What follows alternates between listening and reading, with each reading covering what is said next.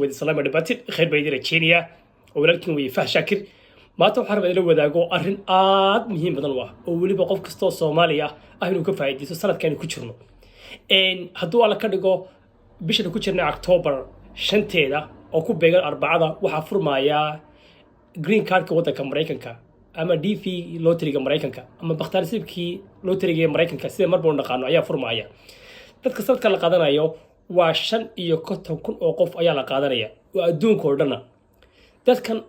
maxaa loo qaadanaya dadka waxa loo baahay dad shaqaale ah oo ka shaqeeya wadaweynaha guud ee wadanka Mareykanka oo shaqaale ayaa loo baahay ayaa la qaadanaya dadkaasi 5,000 oo qof ah waxa sanadka laga reebay sanadka waxyaabo ayaa lagu soo kordhiyay sanadka waxa laga reebay oo aan ku jirin wax weeyaan waa wadamadii ugu badnaa ee xirsan jiray ee tirada badan laga reebay sanadka wadanka Nigeria waa laga reebay Hindiya waa laga reebay Bangladesh waa laga reebay Pakistan waa laga reebay Philippines waa laga reebay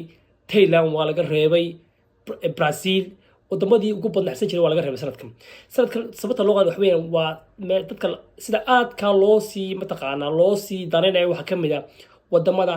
aan wadanka Mareykanku aan wax safaarad ah aan ku lahayn ama wax safiira aan u joogin baa aad loo xiiseynaya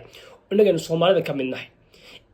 marka dadka la qaadanayo dhamina waa dad lagu xulaayo ama sanadka laga rabo sanadka waxba laga rabo waxa kamid ah qofkii inuu haysto wax shahaada sanadka ugu jira sanadka kuma jiro qofkii inuu haysto wax shahaada kuma xidhna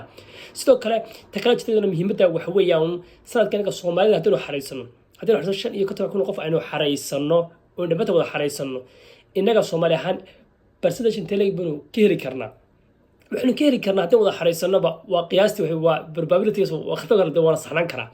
ilaa waxaan heli karnaa 10 ilaa 15 hadii wada xareysano waa qiyaastaasoo marka dhammaanteen ku dhiirino wax lacag ma qof kasta wax weey computerkiisa sawirkiisa iska qaado inuu iska qaado baa muhiim ah kadibna hawsha wax xareysto wixii kala su'aalo wadiina comment-kiga soo qora waad ka jawaabi kartaa sharayti awoodeeda meesha ka faa'iideysanay insha Allah goorma uu xirmaya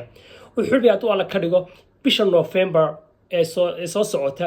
ee 8deeda oo ah maalinta salaasada ku beegan marka wuxuu furnaanayo adigu waa bil iyo 2 cisho bil 3 cisho insha Allah waxay ku xirtay marba wadamada sida saacadu kala yihiin